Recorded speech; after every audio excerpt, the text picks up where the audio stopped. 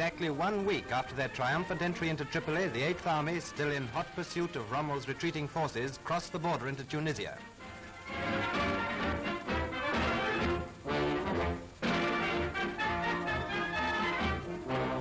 That heap of rubble in the background is all that is left of the frontier arch blown up by the enemy.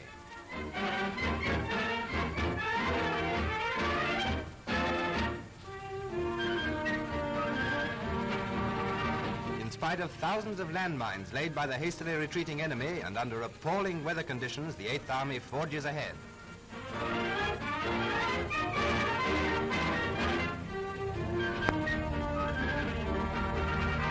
Thanks to the wonderful work of the REs who laid miles of special road in record time, the vanguard of the British forces entered Ben Gardani, the first town over the Tunisian border, on the 15th of February.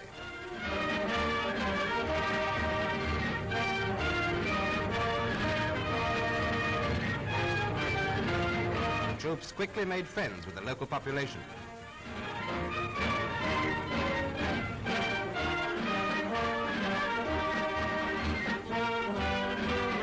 Two French gendarmes who had kept order in the town welcomed our troops. Meanwhile, in an endless stream, the vehicles of the 8th Army pushed forward.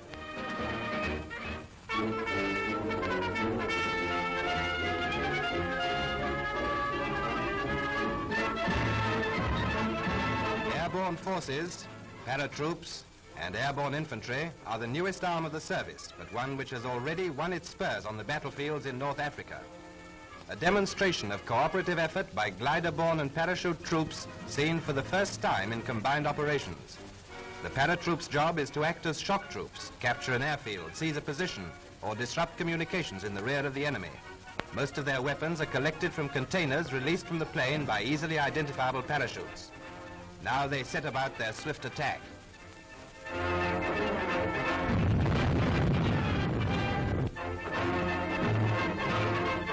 And here come the gliders. Slipping their tow ropes, they glide into land. They are flown by Army pilots of the Glider Pilot Regiment, who, once they have landed at the point of attack, will take over ground duties. They have to be first-class soldiers as well as airmen.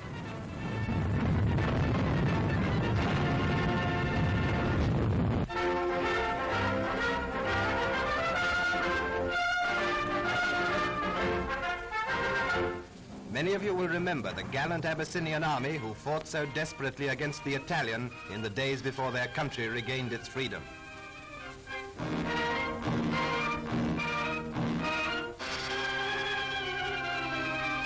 They were ill-equipped. They had no proper arms or ammunition.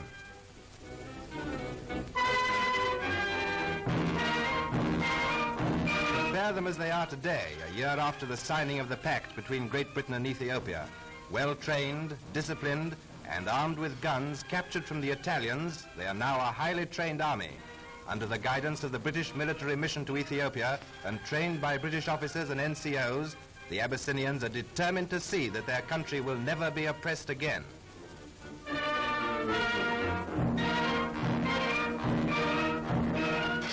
Already 10,000 strong and with recruits pouring in daily, they hope soon to have a fully trained army of 30,000 men.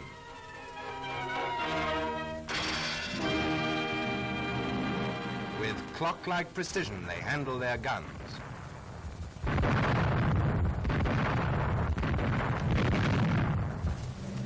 It is with pride that they march past their emperor Haile Selassie on this memorable day.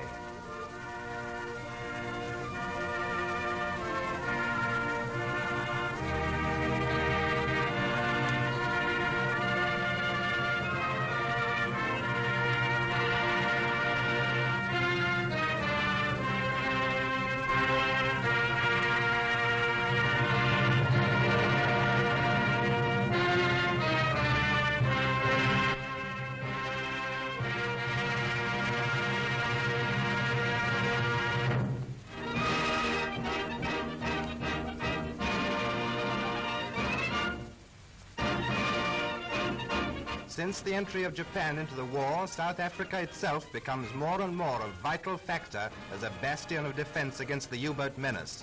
And her men of the Navy undergo intensive training at the naval base before taking up their duties, keeping the seas and shores clear of the enemy.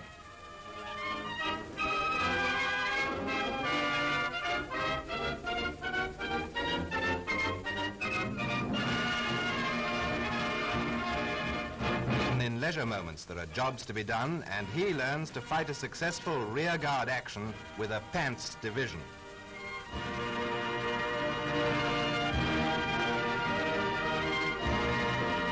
If a hostile ship were to be sighted off the South African shores, a well-knit defense organization would immediately swing into action, ready to meet the enemy with fire.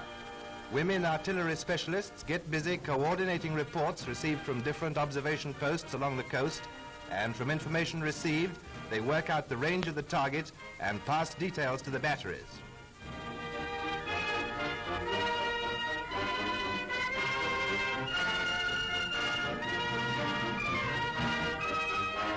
Defense is in action.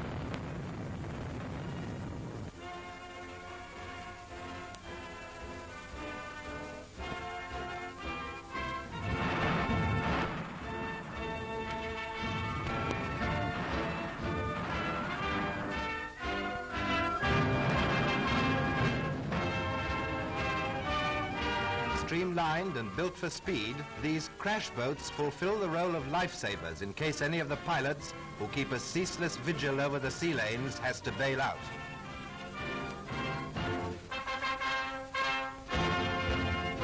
Machines of the South African Air Force go out to meet the incoming convoys, and they take the ships under their protective wings until they come safely into port.